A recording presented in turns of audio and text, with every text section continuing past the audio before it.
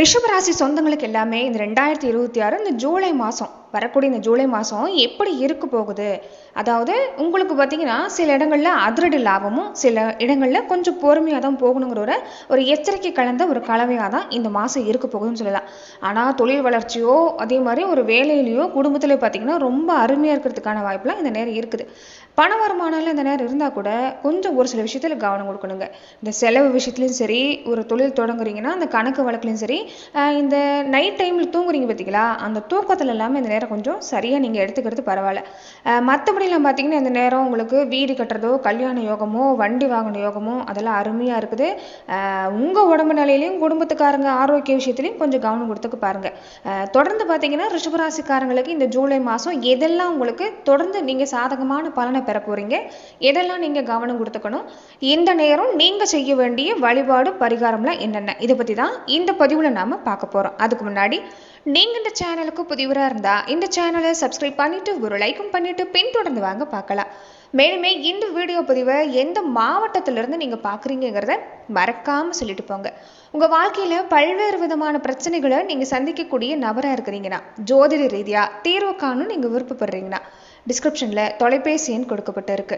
ஜோதிட ரீதியான சந்தேகமாக இருந்தாலும் சரி, உங்கள் வாழ்க்கையில் நீங்கள் சந்திக்கக்கூடிய எந்த விதமான பிரச்சனையாக இருந்தாலும் சரி, தாராளமாக தொலைபேசி மூலிமா தொடர்பு கொண்டு கூட உங்களோட பிரச்சனைகளுக்கு தீர்வு காணலாம். ரிஷபராசிக்காரங்க, முதல்ல ரிஷபராசிக்காரங்க எப்படிப்பட்டவங்க அப்படின்னு நம்ம தெரிஞ்சுக்கிறது பரவாயில்லைங்க. வாக்கு கொடுத்தா உசுரே போனாலும் மாற்ற மாட்டாங்க. ஊருக்குள்ள நல்ல பேர் வாங்குறது இவங்களுடைய இந்த கொடுத்த வாக்கை காப்பாத்துறதுல தாங்க. சொல்ல காப்பாற்ற எவ்வளோ நஷ்டம் வந்தாலும் தாங்கிக்குவாங்க. சோம்பேறித்தனங்கிறது இவங்க அகராதிலே கிடையாது.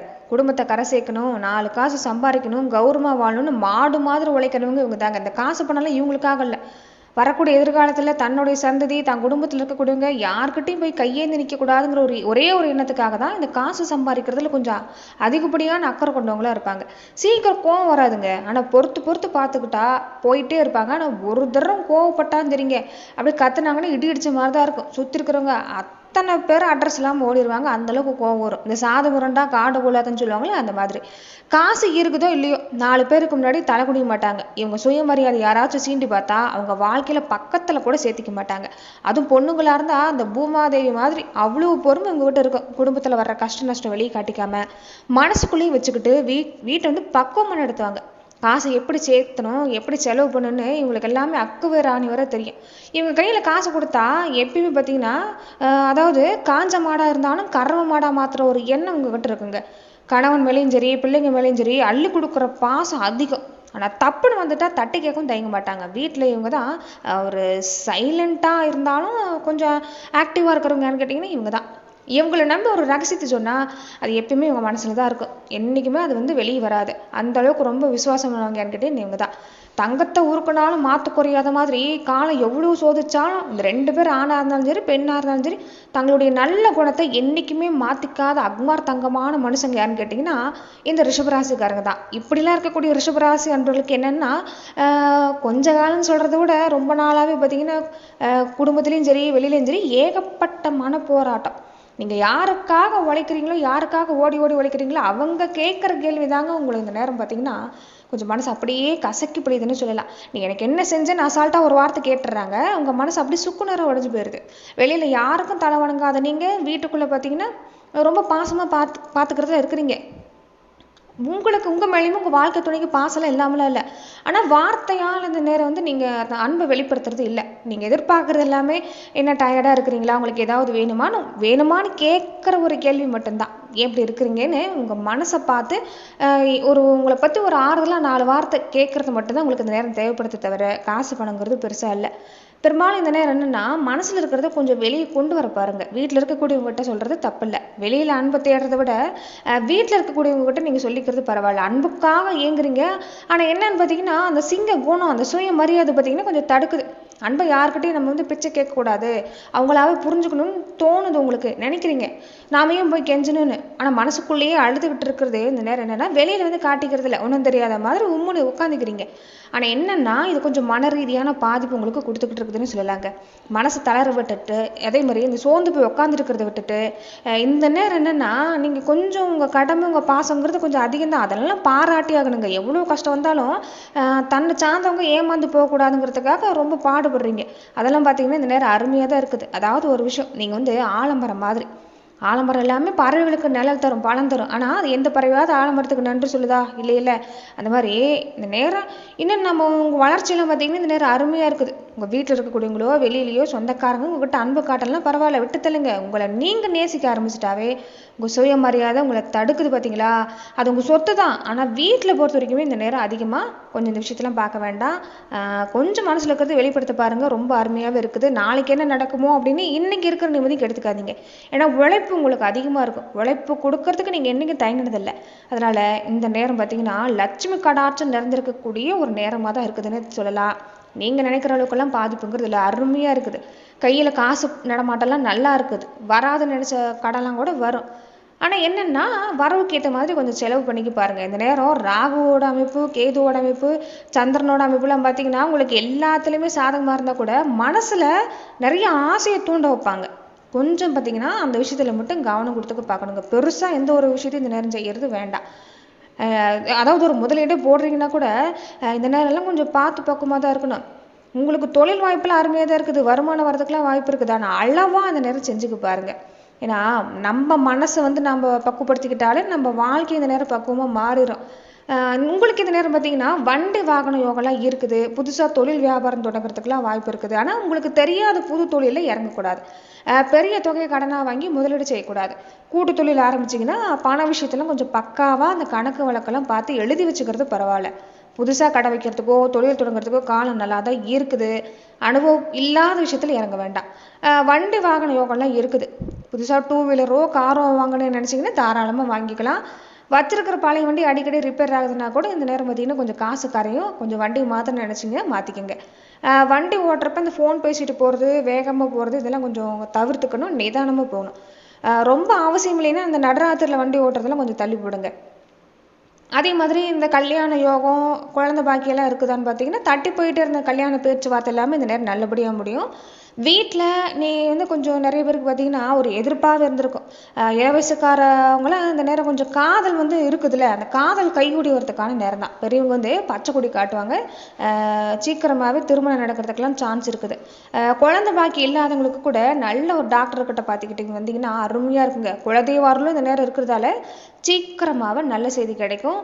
அதே மாதிரி இந்த நேரம் என்னென்னா ஏற்கனவே கர்ப்பம் தரிச்சிருக்கிற பொண்ணுங்களாக இருந்தால் கொஞ்சம் சாப்பாட்டு விஷயத்தில் உஷாராக இருக்க பாருங்கள். உடம்பு வந்து நீரேற்றம் வச்சுருக்க பாருங்கள். அதே மாதிரி வீடு கட்டுறதுக்கு சொத்து வாங்குறதுக்குலாம் யோகம் இருக்குதான்னு ரொம்ப அருமையாக இருக்குதுங்க. சொத்தெல்லாம் பூர்வீக சொத்து கைக்கு வரத்துக்கு ரொம்ப அருமையான வாய்ப்பு இருக்குது. புதுசாக இடம் வாங்குறதுக்கும் பரவாயில்ல தான். பாதியிலே நின்றுச்சுல இந்த வீடு கட்டுற வேலை, அதெல்லாமே இந்த ஜூலை மாதத்தில் பண உதவி கிடைக்கும். மறுபடியும் சுறுசுறுப்பாக நடக்கிறதுக்கு வாய்ப்பு இருக்குது. தாய் மாமா வழியிலையோ இல்லைன்னா தாய் வழியிலையோ சில சொத்தெல்லாம் கிடைக்கிறதுக்கு வாய்ப்பு இருக்குது. இந்த இடம் வந்து கரையும் பண்ணுறீங்கன்னா மட்டும் வில்லங்க சான்றதெல்லாம் கரெக்டாக இருக்கான்னு பார்த்து செக் பண்ணி பார்த்துட்டு வாங்குங்க. உங்கள் உடம்புலையும் சரி குடும்பத்துக்காரங்க வழியிலையும் சரி ஆரோக்கியங்கிறது பெருசாக பாதிப்பு இல்லை. கை கால் குடைச்சல் கொஞ்சம் கொடுக்கும். அப்பாவோட ஆரோக்கியத்தில் கொஞ்சம் கவனமாக இருங்க. அந்த சுகர் பிபி இருந்தால் டாக்டர்கிட்ட கரெக்டாக செக் பண்ணிக்கணும். அம்மாவுக்கு பழையபடி தாங்க அந்த கால் வலி மூட்டு வலியெல்லாம் கொஞ்சம் படுத்தும். கொஞ்சம் எல்லாம் ஆயில் மசாஜ்லாம் பண்ணி விடுங்க. பெற்றவங்களுடைய ஆசீர்வாதம் கிடைக்கிற வரைக்கும் ரிஷபராசிக்கு எந்த கிரகமும் ஒன்றும் பண்ணாது. அதனால் தினமுமே பெற்றவங்கக்கிட்ட ஆசீர்வாதம் வாங்க பாருங்கள். குழந்தைங்களுக்கெல்லாம் பார்த்தீங்கன்னா கண் எரிச்சல் இல்லைன்னா இந்த உஷ்ணத்தால் வர்ற சின்ன சின்ன கட்டி வரலாம். இளநீர் அதே மாதிரி தண்ணியெலாம் நிறைய குடிக்க வைங்க. உங்களுக்கு மற்ற விஷயம் எடுத்துக்கிட்டிங்கன்னா பரவாயில்லைங்க. பண வருமானமோ தொழிலோ வியாபாரமோ வேலை பார்க்குற இடத்துல கூட கொஞ்சம் தட்டி கொடுத்து வேலை வாங்குவாங்க. அருமையாக இருக்குது. உழைப்புக்கேற்ற பலன் கிடைக்கும், மதிப்பு மரியாதை கிடைக்கும். குடும்பத்தில் பார்த்தாலும் தொந்தரவு இல்லை. இந்த நேரம் பண வருமானம் வேலை குடும்பத்தில் எல்லாம் அருமையாக இருக்குது. கொஞ்சம் செலவை குறைச்சிக்கோங்க. கணக்கு வழக்கெல்லாம் கொஞ்சம் எழுதி வச்சுக்க பாருங்கள். மற்றபடி பார்த்தீங்கன்னா பரவாயில்லைங்க. இந்த 3 முக்கியமான கிரகம் இந்த சந்திரன் ராகு கேதுவோட அமைப்பு பார்த்தீங்கன்னா தான் மனசு வந்து ஒரு நிலையில் இருக்காது. மனசு அடிக்கடி மாறும். 2 நாளைக்கு நல்லா வச்சிருப்பீங்க, அடுத்த 2 நாள் யாருக்கும் பிடிக்காத மாதிரி உம்முன்னு இருப்பீங்க. மனசு ராகு ஆசையை தூண்ட வைப்பார். நினைச்சதெல்லாம் வாங்கணும்னு தோணுவார். அது கிடைக்கலன்னா கொஞ்சம் விரக்தியான மனநிலைமை உண்டாகும். கொஞ்சம் இதெல்லாம் கவனிக்க பாருங்க. கேது என்ன பண்ணுவார்னா, இதெல்லாம் ஒரு பொழப்பா, நம்ம இந்த குடும்ப வாழ்க்கையும் வேணாண்டா, எங்கேயாவது சாமியாரா போகலாங்கிற மாதிரி உலகத்தையே வெறுக்கிற அளவுக்கு ஒரு எண்ணத்தெல்லாம் அந்த நேரம் கொண்டு வருவார். இந்த நேரத்துல தான் குலதெய்வ வழிபாடு, ஆன்மீக வழிபாடு எல்லாமே நம்ம பண்ணிக்கிறது பரவாயில்லன்னு சொல்லலாம். தொடர்ந்து பார்த்தீங்கன்னா இந்த நேரம் ரிஷபராசி அன்பர்கள் எந்த மாதிரியான வழிபாட்டை பண்ணிக்கிட்டா உங்களுக்கு இந்த நேரம் பரவாயில்ல அப்படிங்கிறத நாம் தொடர்ந்து இந்த நேரம் பார்க்கலாம். உங்களுக்கு என்னதான் கிரகம் ஆட்டம் காட்டினாலும் உங்கள் குல தெய்வம் கண் அசைச்சா மட்டும்தான் எல்லா பிரச்சனையும் பனி மாதிரி உருகும். அதுக்கு என்ன செய்யணும்னா, மாசத்துக்கு ஒரு தடவையாவது உங்கள் குடும்பத்தோட குலதெய்வ கோவிலுக்கு போயிட்டு வாங்க. கோவிலுக்கு அடிக்கடி போக முடியலன்னா கூட ஒரு நல்லா பார்த்து வெள்ளிக்கிழமை காலையில் உங்கள் வீட்டு சமையல் கட்டிலேயே கூட குலதெய்வத்தை மனசார நினச்சி கொஞ்சமாக பச்சரிசி மாவுளுக்கு ஏற்றி கும்பிட்டுவாங்க. மனசில் இருக்கிற பாரம் எல்லாமே குறையும். சொந்த பந்தம் மூலமா தொடர்ந்து மனக்கசப்பான விஷயமாவே நடந்துகிட்டு இருக்குதுங்க. இதுக்கு என்ன செய்யலாம் அப்படின்னா, செவ்வாய்க்கிழமை இல்லைன்னா வெள்ளிக்கிழமை ராகு காலத்துல பக்கத்துல இருக்கிற கோவிலுக்கு போய் துர்க்கை அம்மனுக்கு எலுமிச்சை பழ விளக்கு ஏற்றுவீங்க. உங்க மேல விழுற வீண் பழி அவமானம் எல்லாம் தூளா போயிடும். அதே மாதிரி விநாயகர் பெருமான் வழிபாட்டை விட்டுறாதீங்க. திங்கட்கிழமை அன்னைக்கு சிவபெருமான் கோவிலுக்கு போய் சிவனுக்கு நடக்கிற பாலாபிஷேகத்துல உங்களால முடிஞ்ச ஒரு பாக்கெட் பால் வாங்கிட்டு போய் கொடுங்க. திங்கட்கிழமை ராத்திரி நிலா வெளிச்சத்துல ஒரு 5 நிமிஷம் அமைதியை உட்காந்து ஓம் நமச்சிவாயன் மந்திரத்தை மனசுக்குள்ளே சொல்லிட்டு இருந்தாலும் மனசு அப்படியே ஆறி நல்லா தூக்கம் வரும். ரிஷபராசிக்கு அதிபதியே சுக்கிர பகவான் தானே. அவரோட அருள் தான் உங்களுக்கு காசு பணத்தையும் குடும்பத்தோட அதாவது வாழ்க்கையில ஒரு அன்பு பெருக்கிறதுக்கான ஒரு விஷயம். அதனால வெள்ளிக்கிழமை அன்னைக்கு வீட்டை நல்லா தொடச்சி வாசலை கோலம் போட்டு மகாலட்சுமி தாயாருக்கு பாயாசம் இல்லைன்னா கல்கண்டு நெய்வேத்தியம் வச்சு கும்பிடுங்க. உங்க வாழ்க்கை துணையோட பாசம் உங்களுக்கு கிடைக்கணும்னா வெள்ளிக்கிழமை அன்னைக்கு மொச்சப்பயிறு சுண்டல் செஞ்சு பக்கத்துல இருக்கிறவங்களுக்கு பிரசாதமா கொடுத்தீங்கன்னா கணவன் மனைவிக்குள்ள இருக்கக்கூடிய அம்புட்டு பிடிவாதமும் போய் அன்பு பெருகிறதுக்கான வாய்ப்பெல்லாம் இருக்குது. பெருசா காசு பணம் எல்லாம் செய்யணுங்கிற அவசியம் இல்லைங்க. இந்த விஷயத்த செஞ்சுட்டு வந்தாலே போதும். ரிஷபராசி அன்பர்களுக்கு அற்புதமான பலன் கிடைக்கிறதுக்கான வாய்ப்பெல்லாம் இந்த நேரம் இருக்குதுன்னு சொல்லலாம். நன்றி நண்பர்களே. இந்த பதிவுல ரிஷபராசிக்கு இந்த ஜூலை மாசம் எல்லாமே எப்படிப்பட்ட பலன் கிடைக்கும், எதெல்லாம் சாதகமா இருக்கு, எதெல்லாம் கவனம் கொடுத்துக்கணும், இதை பத்தி நம்ம பார்த்தோம். மேலும் இந்த மாதிரியான பதிவுகளுக்கு நீங்க இந்த சேனலை லைக் பண்ணுங்க, ஷேர் பண்ணுங்க, கமெண்ட் பண்ணுங்க, மறக்காம சப்ஸ்கிரைபும் பண்ணிக்கோங்க.